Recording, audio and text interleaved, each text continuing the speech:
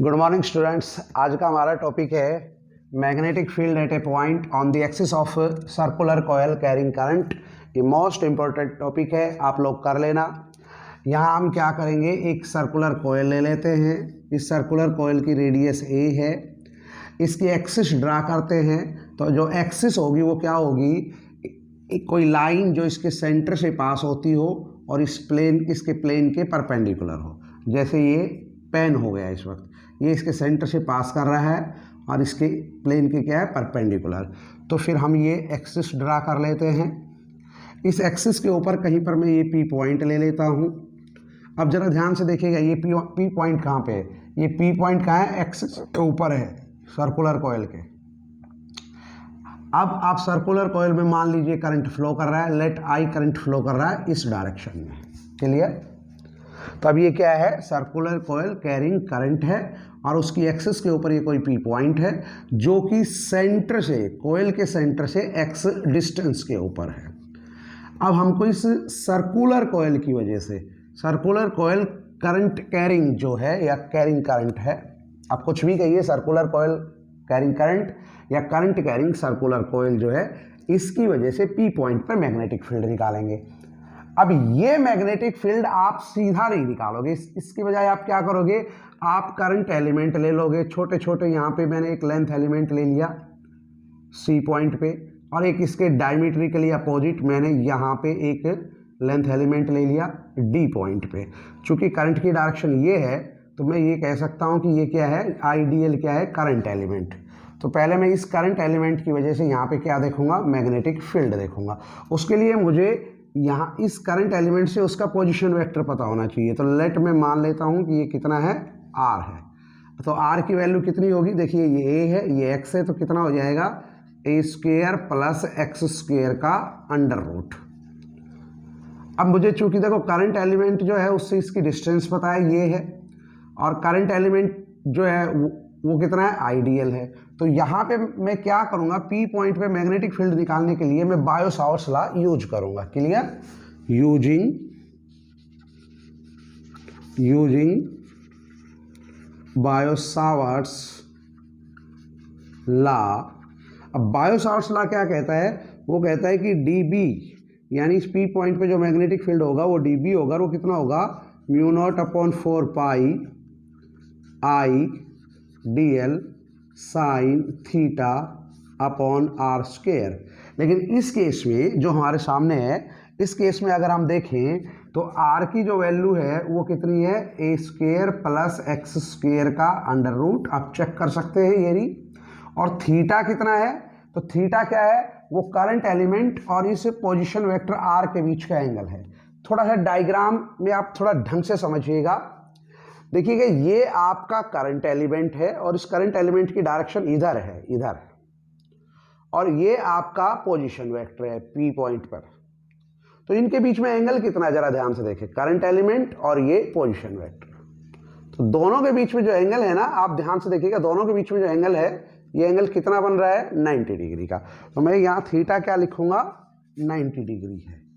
तो इस तरीके से मैं देखूंगा तो डी बी कितना आ जाएगा, आप खुद भी जानते हैं डी बी कितना आ जाएगा, mu not upon 4 pi I D L sine 90 degree upon A square plus x square.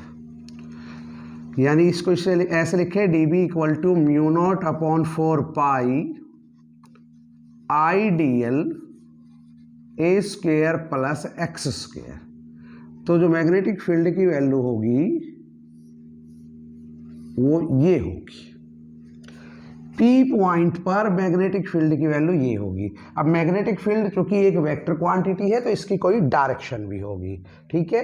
तो डायरेक्शन देखने के लिए हम क्या करते हैं, हम जानते हैं कि जो मैग्नेटिक फील्ड है इसको अगर हम वेक्टर फॉर्म में लिखें तो कितना आता है, D B vector equal to mu not upon 4 pi I D L vector cross R vector upon R cube. यहां स्पष्ट है कि ये जो डी बी वेक्टर है ये डी एल और आर वेक्टर का क्रॉस प्रोडक्ट है। तो यहां डायरेक्शन निकालने के लिए हम कौन सा रूल यूज करेंगे, राइट हैंड रूल। आप दूसरा रूल भी यूज कर सकते हैं, right hand screw rule. Screw rule, right hand rule या राइट हैंड स्क्रू रूल। अब राइट हैंड क्या कहता है, राइट हैंड रूल क्या कहता है, ये देखते हैं। देखिए ये रूल ये कहता है कि आप अपने राइट हैंड की उंगलियों को डीएल से आर की तरफ घुमाएं, उनको कर्ल करें। राइट हैंड की उंगलियों को डीएल से आर की तरफ कर्ल करें थ्रो ए गिवन एंगल।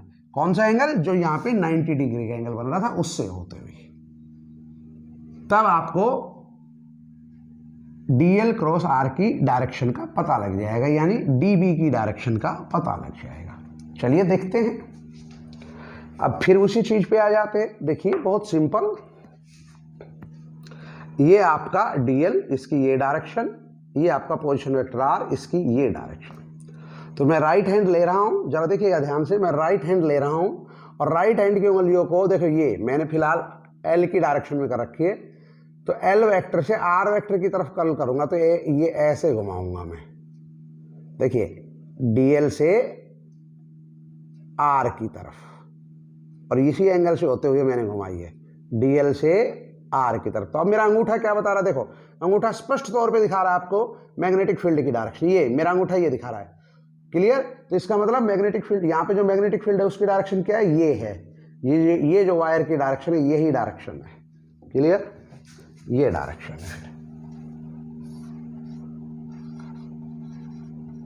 ओके।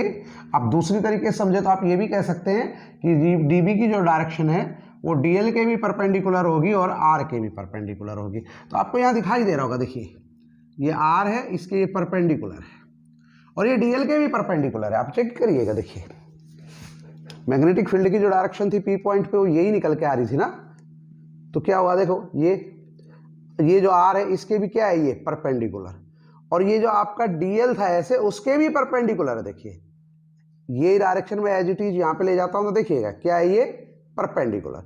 तो इस तरीके से आपके पास पी पॉइंट पर जो मैग्नेटिक फील्ड आया था डीबी, उसकी डायरेक्शन आ गई है। ओके। सिमिलरली इसके डायमेट्रिकली अपोजिट ये जो आपके पास करंट एलिमेंट था, इस करंट एलिमेंट की वजह से भी यहाँ मैग्नेटिक फील्ड देखेंगे, तो डिस्टेंस तो ये उतनी ही बनेगी जितनी वो थी, यानी r equal to under root A square plus x square. और जो यहाँ पे dB की वैल्यू आएगी, मैग्नेटिक फील्ड की वैल्यू आएगी, वो कितनी आएगी, dB dash mu not upon 4 pi I D L upon A square plus x square. और मैग्नेटिक फील्ड की डायरेक्शन बिल्कुल उसी तरीके से निकालेंगे तो मैग्नेटिक फील्ड की डायरेक्शन ये निकल के आएगी, dB डैश। यहां पे हम देख रहे हैं कि dB और dB डैश इनका मैग्नीट्यूड बराबर है, केवल डायरेक्शन अलग अलग है। क्लियर। तो अब हम क्या करें, ये एक्स एक्सिस है और इसके परपेंडिकुलर होगी ये आपकी वाई एक्सिस,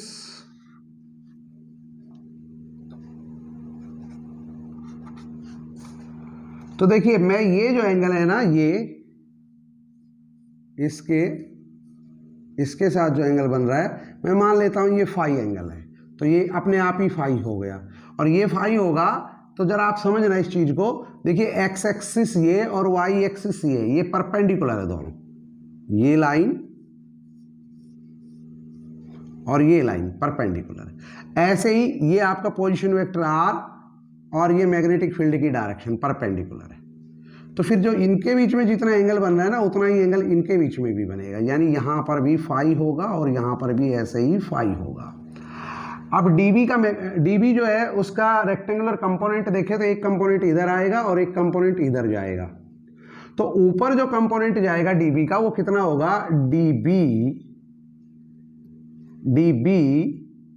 कोस फाई, क्योंकि फाई इधर है, और इधर कंपोनेंट आएगा वो कितना होगा, dB साइन फाई। ऐसे ही dB डैश का जो इधर कंपोनेंट आएगा वो कितना होगा, dB डैश कॉस फाई, और इधर जो कंपोनेंट जाएगा वो कितना होगा D B dash sine phi. तो ओवरऑल हम ये देख रहे हैं कि एक्स एक्सिस के अलोंग जो कंपोनेंट है डी बी कॉस फाई और D B dash cos phi, इनका मैग्नीट देखो डी बी जो है, देखो जरा डी बी और डी बी डैश इनका मैग्नीट्यूड बराबर था, इसका मतलब डी बी कोस फाई और D B dash cos phi इनका मैग्नीट्यूड बराबर है, बट ये अपोजिट डायरेक्शन पे है, इसलिए ये जो है इक्वल मैग्नीट्यूड अपोजिट डायरेक्शन होने की वजह से क्या हो जाएंगे कैंसिल आउट, और जो एक्स एक्सिस के अलोंग जो कंपोनेंट है मैग्नेटिक फील्ड के वो ऐड होंगे। अब सिचुएशन यही नहीं रहनी है, देखिए क्या होगा, ये तो दो हमने डायमेट्रिकली अपोजिट एलिमेंट लिए थे लेंथ एलिमेंट, ऐसे लेंथ एलिमेंट और भी बहुत होंगे और उनके डायमेट्रिकली अपोजिट एलिमेंट होंगे और उनकी वजह से सब की वजह से यही सिचुएशन बनेगी।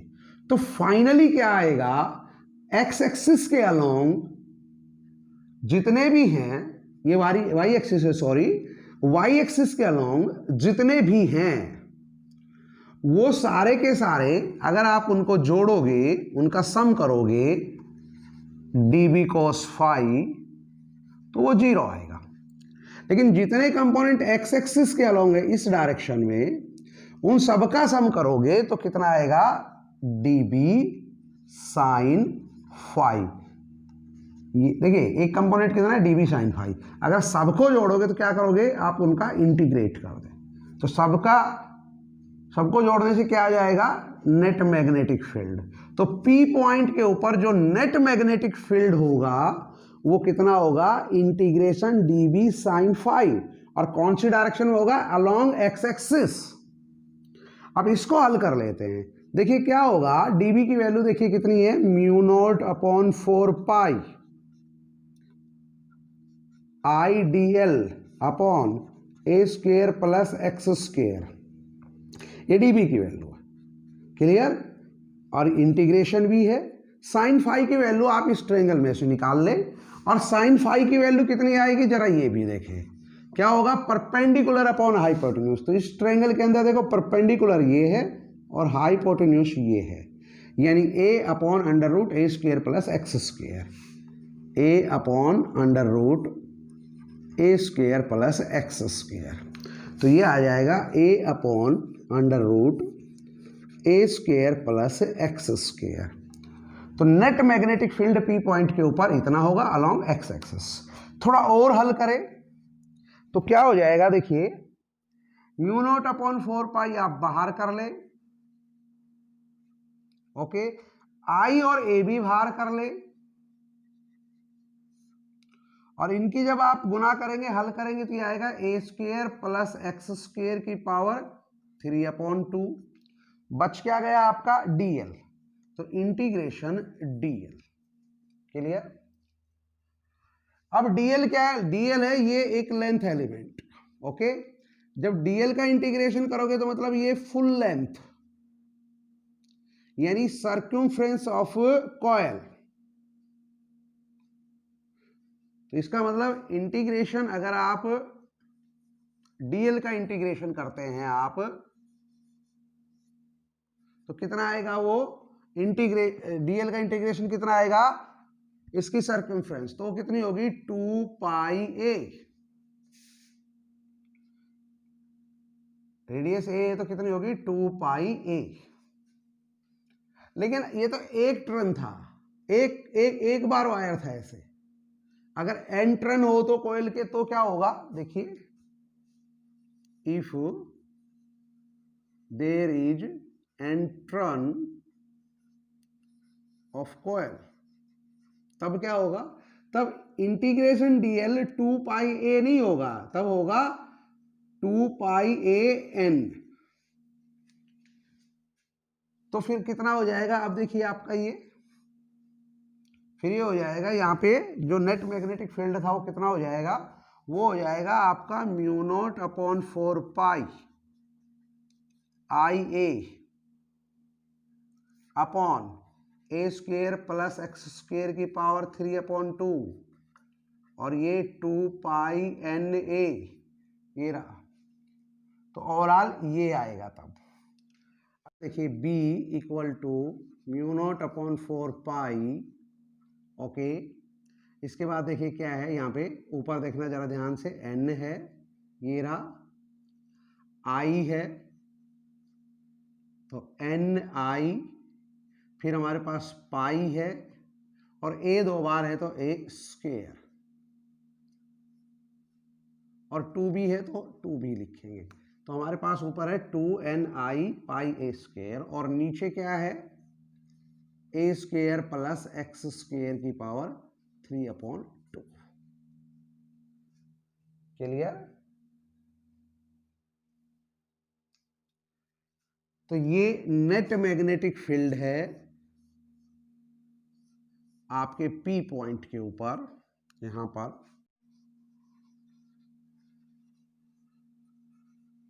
स्पेशल केसेस में फर्स्ट है व्हेन P पॉइंट, ये जो P पॉइंट है ये यहां की बजाय यहां सेंटर पे, when P point lies at the centre of coil, when P lies at center of coil। जब भैया P पॉइंट आपका सेंटर पे आ जाएगा तो फिर X क्या हो जाएगा, 0। तब तो आपका X 0 हो जाना है। तो जो आपका फाइनल रिजल्ट था ये, इस फाइनल रिजल्ट में आप X के स्थान पे केवल 0 रख दे, आपका फाइनल रिजल्ट आ जाएगा। क्लियर? फाइनल रिजल्ट था X के स्थान पे 0 रख दे, तो अब इस केस में जो रिजल्ट आना था वो आ जाएगा। तो कितना आएगा देखो, मैं केवल x के स्थान पे 0 रखूंगा बस, और कुछ नहीं कर रहा हूं। b equal to mu not upon 4 pi 2ni pi a square upon a square plus x के स्थान पे 0 रखेंगे उसका स्क्वायर, और 3/2। कितना आएगा, b equal to mu not upon 4 pi 2ni pi a square upon a square और उसकी पावर 3/2, तो a की पावर 3।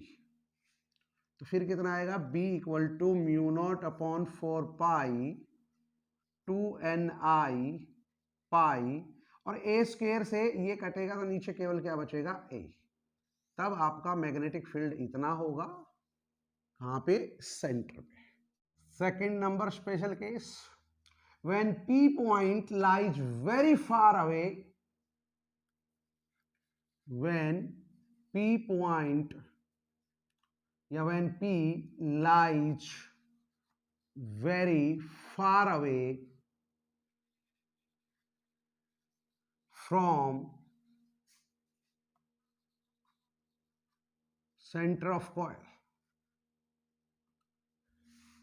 भैया ये आपकी कॉइल थी, ये उसकी रेडियस ए थी, यहाँ पे आपका P पॉइंट था जो x डिस्टेंस पे था। अब कहा जा रहा है कि P पॉइंट जो है ना बहुत दूर हो। भैया P पॉइंट बहुत दूर होगा तो x की जो वैल्यू है वो a के मुकाबले बहुत ज़्यादा हो जाएगी। तब आपके a के मुकाबले x बहुत ज़्यादा हो जाएगा, और फिर आप क्या कर सकते हैं कि जैसे a square plus X square जो है उसमें a तो नेग्लेक्ट हो जाएगा x के कंपैरिजन में, इसलिए रिजल्ट केवल x स्क्वायर रहेगा। तो जो मैग्नेटिक फील्ड की वैल्यू है P पॉइंट पे वो कितनी बनेगी, तो देखिए मैग्नेटिक फील्ड की वैल्यू जो P पॉइंट पे पहले आ रही थी वो कितनी है, वो है B equal to mu not upon 4 pi 2ni pi a square upon a square plus X square की पावर 3/2, यही होगा। अब आप क्या करेंगे, चूंकि a के मुकाबले x बहुत ज्यादा है इसलिए x के कंपैरिजन में a को नेग्लेक्ट कर देंगे, तो फिर x square plus a square जो है ये इसके स्थान पे कितना आएगा, एक्स स्क्वायर। तो यहां पर केवल एक्स स्क्वायर आएगा। क्लियर? यहां पे क्या आएगा, एक्स स्क्वायर, और उसको हल करोगे तो कितना आ जाएगा, mu not upon 4 pi 2ni pi square upon अब देखिए एक्स स्क्वायर उसकी पावर 3/2 तो ये आएगा एक्स क्यूब, तब ये इतना आ जाएगा। पर यहां एक समझने वाली बात और भी है, क्या?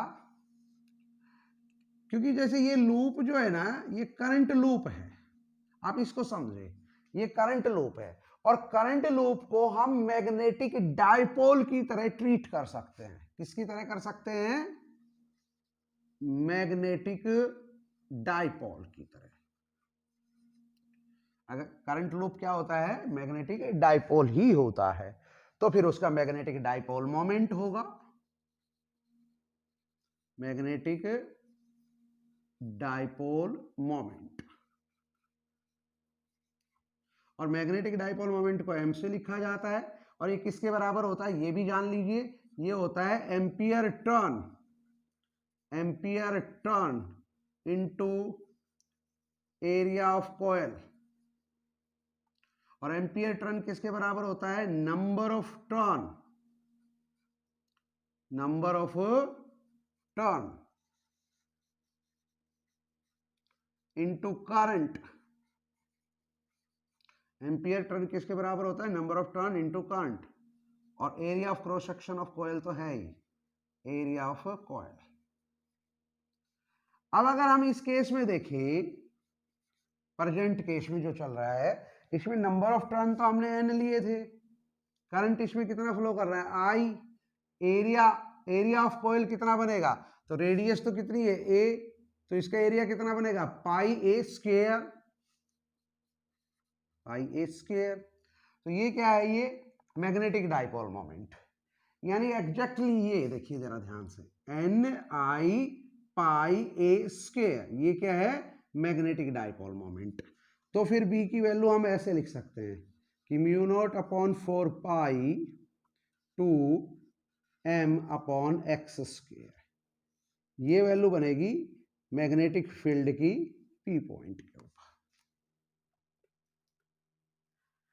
अब मैंने पहले ही कहा कि ये जो है आपकी करंट लूप, ये मैग्नेटिक डायपोल की तरह बिहेव करेगा, और मैग्नेटिक डायपोल की तरह बिहेव करेगा तो इसकी पोलैरिटी भी होगी, clear?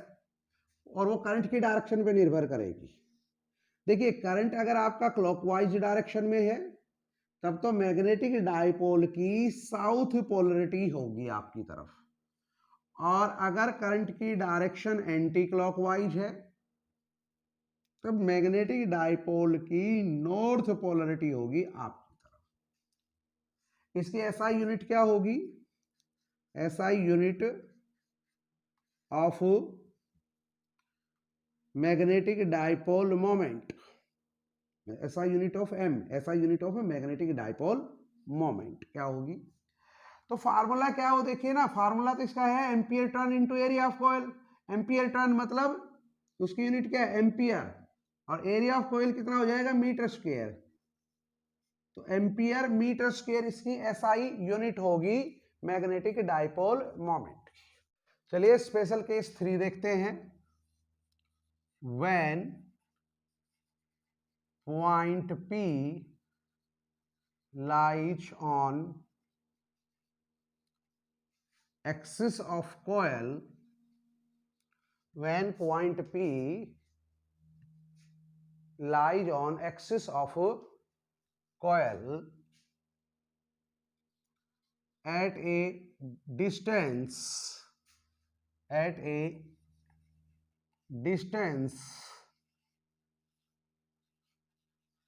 equal to radius of coil. क्या कहना चाह रहा है? ये कहना ये चाह रहा है कि जैसे आपकी ये कॉइल है और इसकी रेडियस ये है और ये एक्स एक्सिस है, सॉरी एक्सिस है, तो एक्सिस के ऊपर P पॉइंट है ना, वो कितनी दूरी पे होना चाहिए? जितनी रेडियस है ना उतनी दूरी पे, यानी यहाँ A के बराबर x होना चाहिए। तब क्या होगा? तब P पॉइंट के ऊपर मैग्नेटिक फील्ड की वैल्यू क्या होगी? दैट्स बड़ी सिंपल है, आप x के स्थान पे A रख दे बस। तो मैग्नेटिक फील्ड की वैल्यू कितनी थी आपकी? वो थी mu not upon 4 pi 2 NI pi A square upon A square plus x square की पावर 3/2। अब बस इतना कर दीजिए कि x की जगह a रख दीजिए, तो x की जगह a रखेंगे तो ये आ जाएगा। देखिए अब इसको हल करेंगे तो b की वैल्यू कितनी आ जाएगी, mu not upon 4 pi 2 ni pi a square, और नीचे कितना हो जाएगा 2a स्क्वेयर उसकी पावर 3/2। इसको हल करेंगे तो जब इसको हल करेंगे तो ये वैल्यू आएगी, p की वैल्यू होगी म्यू नॉट ni अपॉन 2 की पावर 5/2a। तब आपके मैग्नेटिक फील्ड की वैल्यू ये होगी p पॉइंट के ऊपर। स्पेशल केस 4 में देख रहे हैं variation of magnetic field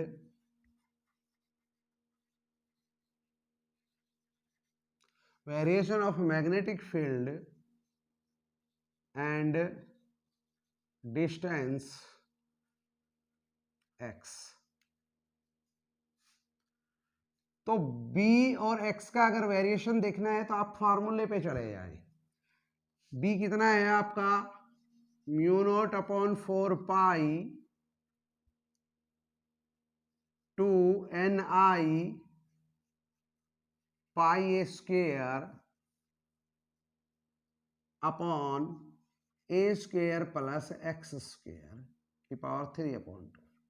but आपने स्पेशल केस में ये भी देखा था कि b की वैल्यू कितनी होगी, p पॉइंट अगर बहुत दूर हो सेंटर से तो b की वैल्यू कितनी होगी mu not upon 4 pi 2 ni pi A square upon, तो कितनी होगी, a की जगह 0 हो जाएगा तो कितनी हो जाएगी एक्स क्यूब।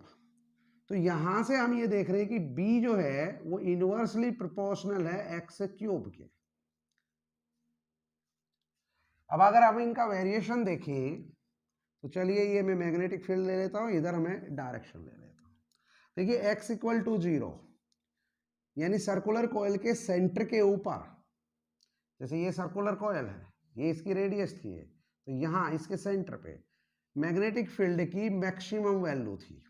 इसके बाद आप चाहे इधर जाएं चाहे इधर जाएं, x की वैल्यू दोनों ही साइड क्या होगी, बढ़ेगी।